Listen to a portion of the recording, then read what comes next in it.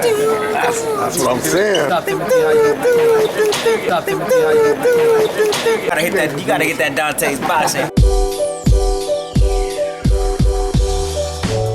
Hi, I'm Brianna, and you're watching Dante's Boxing. I heard, something along the lines of Floyd saying that he wants me to fight on his undercard. I'm not interested in fighting on his undercard. The only reason why I was interested in fighting on the undercard of Floyd Mayweather and Manny Pacquiao is because the galaxy was tuning into Floyd Mayweather and Manny Pacquiao. Now I want them to tune into Showtime Shawn Porter and Floyd Mayweather. That's it. Yeah. You want to know who I want to fight next. Yes, I'm screaming Floyd Mayweather. Everyone's screaming Floyd Mayweather, but I'm screaming it with intentions on doing it. I'm screaming it with intentions on beating you and having everything that you have. Not in an envious way, just from a standpoint of this is my sport, this is what I chose to do. I chose to be professional at this, and to my understanding, there comes a point where you have to step up and you have to fight the best. He's trying to go down in history as the best, man. I want a piece of that before he goes, And, I know that, some people may think that I'm overconfident in myself sometimes, but it's just how I am. It's how I was bred, how I was raised, and I'm that competitive that I really do feel like, there's some things that I have, some abilities that I have that on any given night, man, I could beat a Floyd Mayweather, I could contest with the Marvin Hagler. I would love to go back in time and be in the ring with those guys, Sugar Ray Leonard and Ray Robinson, even all those guys, man. This is what I love to do, so that's why I'm calling out Floyd. I'm not calling you out for your money. This is, for me, it goes far and beyond money, My barber was like, man, you get that fight, you be set. And this is my barber who's known me since I was 9, 10 years old. The one that we seen? Probably not the one that you seen. Okay. But I was back home in Cleveland. Okay. And he's like, man, you be set. And I said, man, that ain't enough. And he thought I was talking about the money. No, I'm not talking about the money. Legacy. I'm talking about that win. Yeah. And I don't mean it in a hateful way. If I was to lose to Floyd Mayweather, I would want to lose in a way that everyone sees that Shawn left his heart in the ring. Shawn was doing this for his family and his team and us. You know what I mean? I don't want to go out with, I couldn't move, any type of excuse. You know what I mean? I love what I'm doing right now. I love to compete. I love to perform. The audiences are getting bigger and I'm loving it.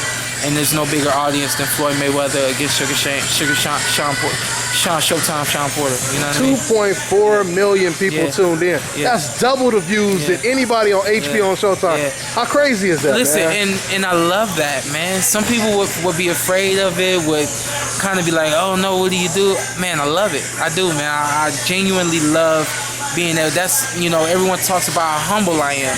When I get in the ring, that's my time to boast and brag and show off. You know what I mean? When I go back to the corner, all the showing off is done. I'm getting information from my dad, but then when I go back out, it's to show off what we got. You know what I mean? So that's why I love it, man. I'm getting hyped up, talking about it. I got away from my point. ABC, just like my dad said, it really is Floyd Mayweather until he decides on who he's gonna fight. After that, it's anyone with a belt. Anyone in the top 5. Anyone in the top 5. Then we'll move into 6 or 7 or 8 or whatever is offered to us. You know what I mean? But that's who I am, and that's what I want to do while I'm here. And Juan Marquez, he said he's coming back. Of course, I know you would be interested in that or no? I would, because not that he's Floyd Mayweather, but that's also legacy. That's also someone who has been around the block not once, not twice, but 100 times. You know what I mean? That you're getting in the ring with greatness, and that's a chance to establish greatness for yourself. You know what I mean? So I probably will never call myself great. I'll leave that up to y'all, up to my dad if he ever say it. But I just want to get in there, do the best that I can. And to this point, the best is proven to, get my hand raised, and I'm gonna continue to do that. Get in the ring with greatness like, Floyd Mayweather, Juan Marquez, someone like that. And I'll leave it to you guys, after I win or, do the best that I can, y'all say, whether I'm as good as y'all think I am. All right, Shawn, and last question. 48 have tried. Yeah, I understand that. What would be different? What does it take, man? What does it take for you to separate yourself from the last 48? Yeah. I think being in the ring with Adrian Bronner could be a lot like being in the ring with Floyd Mayweather from a standpoint of the style and the slickness and the abilities that both of those guys possess.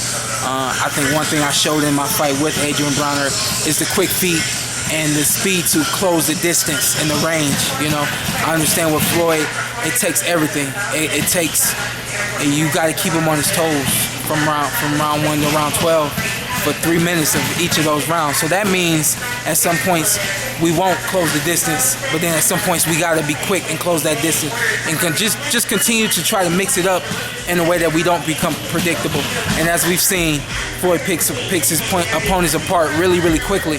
So it's got to be a consistent thing of me being able to mix it up, keep him off balance, and not let him get into any kind of rhythm.